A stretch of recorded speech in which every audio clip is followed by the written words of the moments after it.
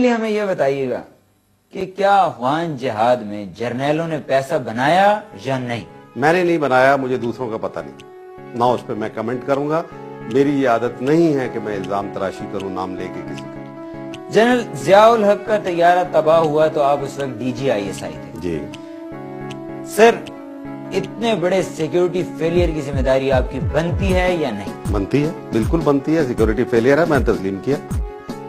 1998 میں میں نے لکھا اگرچہ سیکیورٹی پرووائیڈ کرنا ضیاء الحق کو ہماری آئی ایس آئی کی ذمہ داری نہیں. یہ شاید کس کی ذمہ داری ہے صدر پاکستان کو سیکیورٹی؟ پولیس بلو بک موجود ہے، اس کو پڑھ لیجئے کس کی ذمہ داری. صدر پاکستان کو سیکیورٹی کی ذمہ داری پولیس پر عائد ہوتی ہے؟ ایبسولوٹلی پڑھیے نا، یہی تو آپ ریسرچ کر لیجئے نا. پوچھیں نا پولیس کے جو ایک وہاں پہ ایس ایس پی ہوتا ہے وہ کس لیے وہاں پہ موجود ہوتا ہے؟ سیکیورٹی کوارڈینیشن کون کرتا ہے صدر کی؟ دیر از اے تھنگ کالڈ بلو بک جو صدر کی سیکیورٹی سے متعلق ہے. اس میں دیکھ لیجئے کیا آئی ایس آئی کا اس میں کوئی رول ہے. ہاں، ایک فیلئر کہ ہم اس کو رپورٹ ان ٹائم، اگرچہ وارننگ ہم دیتے رہے ان کو، اور وہ ریٹن وارننگ ہے کہ آپ احتیاط کریں. آپ کے پاس اس بارے میں کیا اطلاعات تھی؟ ہمارے کہ ان کی زندگی کو خطرہ تھا. اور کس کی طرف سے؟ دیکھیں، میں 1998 اگست کے اندر جب 10 سال گزر گئے تھے اس واقعے کو، ایک پورا آرٹیکل جو سب اخباروں میں چھپا ہوا، آپ نے بہت کچھ پڑھا ہے لیکن وہ نہیں پڑھا، جس میں میں نے کہا کہ یہ امریکہ نے کروایا ہے، اور میں نے ساری باتیں اس کے اندر لکھ دی جو میرے علم میں. بعض لوگ یہ کہتے ہیں کہ اس واقعے میں جنرل اسلم بیگ شریک تھے کیونکہ انہوں نے اسی جہاز میں سفر کرنا تھا، اور بعد ازاں کچھ ہی لمحوں کے بعد انہوں نے اپنا فیصلہ تبدیل کیا اور اس جہاز میں سفر نہیں کیا. میں جنرل حمید گل سے یہ سوال کرتا ہوں بحیثیت ایک پروفیشنل کے، ایک فوجی کے، کیا جنرل حمید گل کے ذہن میں کبھی یہ شک آیا کہ اسلم بیگ اس میں شامل تھے؟ دیکھیں، اسلم بیگ، جہاں تک ہم نے بہت اس کے اوپر اس وقت کام کیا، اگرچہ میں اس واقعے کے صرف تھوڑا عرصہ رہا، اور جو لیڈ ہم نے ڈیولپ کی، کیونکہ پریزیڈنٹ صاحب نے ایک کمیشن مقرر کیا تھا جو کہ ایس کے بندیال کمیشن کہلاتا تھا، جس نے یہ سارا کام کوارڈینیشن کرنی تھی. لیکن ہماری انپٹ بھی ان کو جاتی تھی آئی ایس آئی کی طرف سے. میرا ڈائریکٹر بھی ایک باقاعدہ اس میں کام کر رہا تھا. تو اس میں ہمیں کہیں بھی جنرل اسلم بیگ کے شواہد کوئی نہیں ملے، اور میں سمجھتا ہوں کہ وہ اس میں ملوث نہیں تھے، باوجود اس کے کہ بہت لوگوں نے اس کے اوپر لکھا اور بہت اس کے اوپر انہوں نے باتیں کی، لیکن میرا نہیں خیال. جنرل صاحب، آئی ایس آئی کا رول 1988 کے الیکشن میں کیا تھا؟ آئی جی آئی بنائی تھی، میں نے بنوائی تھی. ہاں، آئی جی آئی کا کیا رول تھا؟ میرا رول تھا. جنرل صاحب، ایک طرف آپ جمہوریت کی بات کرتے ہیں، جمہوریت کے دعوے کرتے ہیں، دوسری طرف آپ آئی جی آئی بنوائی. جی، جمہوریت لانے کے لیے کی گئی تھی آئی جی آئی. سر، فوج کا کام ہے جمہوریت لانا. اب اس وقت کیونکہ فوج ہی بدقسمتی سے وہی ادارہ تھا، ایک اتنا بڑا حادثہ ہو چکا ہوا تھا، اسمبلی ڈیزالو پڑی ہوئی تھی، کوئی اور ادارہ نہیں تھا. جمہوریت کیا دیکھنا یہ ہے کہ کیا اس کے نتیجے میں جمہوریت آئی یا جمہوریت غائب ہو گئی سین سے. سر، کیا آپ سمجھتے ہیں کہ اس کے نتیجے میں حقیقی جمہوریت آئی؟ حقیقی کو چھوڑیے، حقیقی تو پھر سیاستدانوں کی آپس کی لڑائی کی وجہ سے حقیقی جمہوریت نہ آ سکی، لیکن اس کے نتیجے میں جمہوریت تو آئی. محترمہ بے نظیر بھٹو کو 109 ریکوائرڈ سیٹ کی بجائے صرف 92 ملی تھی سمپل میجورٹی کے لیے، اور ان کو حکومت دی گئی کیونکہ میجورٹی پارٹی لے کے آئیں، بن کے آئیں وہ، اور ملی ان کو، بیلنس قائم ہوا. جنرل صاحب، آئی ایس آئی کا فوج میں کردار ہونا چاہیے یا نہیں؟ نہیں ہونا چاہیے، لیکن یہ آئی ایس آئی کا کام جو ہے چارٹر کے اندر لکھا ہوا ہے. جب تک وہ چارٹر سے ان کی ڈیوٹی ہٹائی نہیں جاتی، آپ آئی ایس آئی والے کو کیسے کہیں گے کہ آپ یہ کیوں کام کر رہے ہیں؟ آپ کی ڈیوٹی میں ہے، آپ کی ڈیوٹی میں ہے انٹرویو کرنا. جا کے آپ انٹرویو کے اوپر فرض کیا کہ آپ انٹرویو کرتے ہیں اور اس کے سمجھیں کہ یہ غلط ہو گیا، تو آپ مجھے بتائیے کہ آپ کے اگر ڈیوٹی کے اندر لکھا ہوا ہے تو کیسے آپ کو اس الزام میں دھرا جائے گا؟ جنرل حمید گل صاحب، 1988 میں جب آپ نے آئی جی آئی بنوائی تو کتنی رقم خرچ ہوئی؟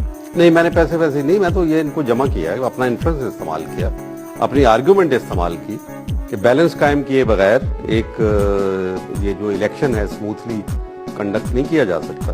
سر، کیا آپ پبلک کو اس مینٹل کیلیور کا نہیں سمجھتے کہ ان کو آزادانہ طور پر یہ اختیار دے دیا جاتا ہے کہ وہ اپنے حکمرانوں کو چن لیتے؟ نہیں، یہ بات نہیں تھی. بات یہ بات نہیں تھی، بلکہ الیکشن تک جانے کی بات تھی، کیونکہ ایسی فورسز موجود تھیں جو اس حق میں تھیں، اور میں کیا کیا نام بتاؤں، اگر میں ریویل کروں تو آپ حیران رہ جائیں گے. سر قوم کو میں اگر نہیں کہوں بتائیں گے تو گا، بہت خوشی ہوگی. ابھی نہیں، بالکل بھی نہیں. کئی چیزیں نہیں کہی جا سکتی. میری ایک پوزیشن تھی ڈی جی آئی کے، I was suppose to be custodian of certain secrets. How can I reveal that کہ میں آپ کو کسٹوڈین؟ کبھی کسی انٹیلیجنس چیف نے دنیا کے اندر اس قسم کے راز اگلے ہیں؟ نہیں ایسا ہوا، ایسا نہیں ہوا کرتا. آپ یہ ایسی توقع نہ رکھیں، کیونکہ یہ ایک بہت ہی بچگانہ بات ہوگی. بہرحال اس سے قطع نظر بات یہ تھی کہ بہت ساری فورسز ایسی تھیں جو نہیں چاہتی تھی کہ الیکشن ہو، وہ اس میں رخنے ڈالنا چاہتے تھے، اور ایک جذبہ موجود تھا خود ادارے کے اندر بھی کہ کہیں ایسا نہ ہو کہ بہت انتقام لیا جائے. اور کیونکہ لمبا عرصہ تھا، بھٹو صاحب پھانسی چڑھے تھے اور پھر اور بہت ساری باتیں ہوئی تھیں، تو اس کے لیے بہت ضروری تھا کہ ایک بیلنس قائم کیا جاتا. اب اس کے اندر ظاہر ہے کہ صرف میں ہی تو نہیں تھا، میرا تو یہ ایک کردار مجھے سونپا گیا. غلام اسحاق خان صدر تھے، جنرل بیگ آرمی چیف تھے، اور ان دونوں کی رائے بالکل میری رائے کے بھی یہی رائے تھی کہ ہمیں جمہوریت کو گاڑی کے اوپر چڑھانا ہے اور اس کو راستہ دکھانا ہے. اس کے لیے جو طریقہ اختیار کیا گیا، میں یہ سمجھتا ہوں کہ آج اگر مجھے یہ دوبارہ صورتحال پیش ہو شاید میں یہ کام نہیں کروں گا. لیکن اس وقت کی کیفیت ایسی تھی، ماحول، ایک نفسیاتی فضا ایسی تھی، اور اس کے لیے بالکل نیک دلی سے کیا گیا. اور جا کے میں نے محترمہ بے نظیر کو سب سے پہلے میں نے خود انفارم کیا کہ جی پیشتر اس کے کیا آپ کو کوئی بتائے. میں نے ایک کردار ادا کیا تھا ان کی گروپنگ بنانے کے لیے تاکہ ایک بیلنس بنے، اور اس کے نتیجے میں دو پارٹیز مارز وجود میں آئیں. جمہوریت چلتی رہی 11 سال، حتیٰ کہ اس جمہوریت کو پرویز مشرف صاحب نے اکھاڑ پھینکا، لیکن اس وقت تک 11 سال تو حکومت چلی نا، جمہوریت چلتی رہی اور پروان چڑھتی رہی ہے. اور بات ہے کہ سیاستدان آپس میں جھگڑتے رہے. بطور D G I S I آپ کے پاس سیاستدانوں کی فائلیں تو یقیناً آتی ہیں، کیا کبھی آپ کے علم میں کوئی ایسی بات آئی کہ سیاستدانوں میں سے بعض انتہائی بددیانت اور مالیاتی اسکینڈلز میں ملوث ہیں؟ جی بالکل، ایسی بھی آئیں، ایسی بھی جو بھارت کے ساتھ کانٹیکٹ میں تھے، ایسی بھی آئیں جو کہ دوسرے لوگوں کے صرف محض شراب پینے کے لیے کسی سفارت خانے میں جا کے اور ان سے کچھ فیور لینے کے لیے یا اپنے اولادوں کے لیے ویزے لینے کے لیے کسی ملک کے وہ یہ کام کرتے تھے، ان کے ساتھ رابطے رکھتے تھے اور ملکی راز بھی فراہم کر دیتے تھے. اب یہ آئی ایس آئی کا نہیں ہوگا، اس کا ڈیوٹی نہیں ہوگی کہ وہ ایسے لوگوں کے اوپر نظر رکھے. جنرل صاحب، کیا یہ تمام چیزیں جاننے کے بعد آپ نے کچھ لوگوں کے خلاف کوئی ایکشن لیا؟ دیکھیں، ایویڈنس پرووائڈ کرنا وہ سیکرٹ سروس کا کام نہیں ہوا کرتا. سیکرٹ سروس کے پاس نہ پاور آف اریسٹ ہوتی ہے، یہ آپ کو بتا دوں، I S I has no power of arrest, اور نہ ہی اس کا یہ ہے کہ کورٹ آف لا میں جا کے آپ پیش کریں.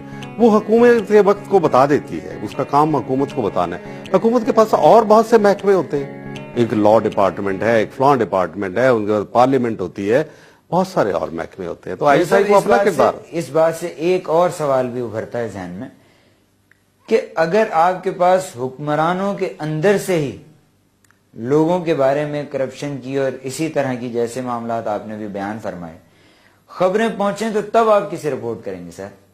چیف ایگزیکٹو کو. چیف ایگزیکٹو وزیر اعظم ہوگا، اور اگر اس کی پارٹی کے اراکین یا وہ خود شامل بتائیں گے ہم.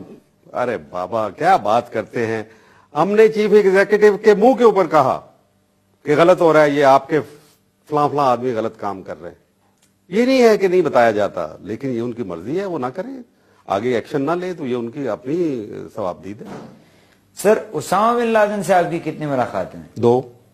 کہاں اور کب؟ سوڈان میں 1993 1994 میں.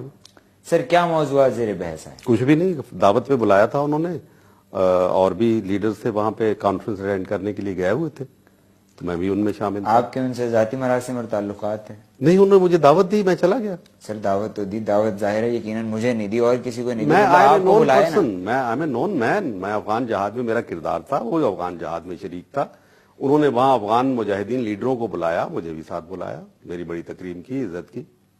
جنرل صاحب، کیا آپ یہ سمجھتے ہیں کہ 9/11 کے واقعات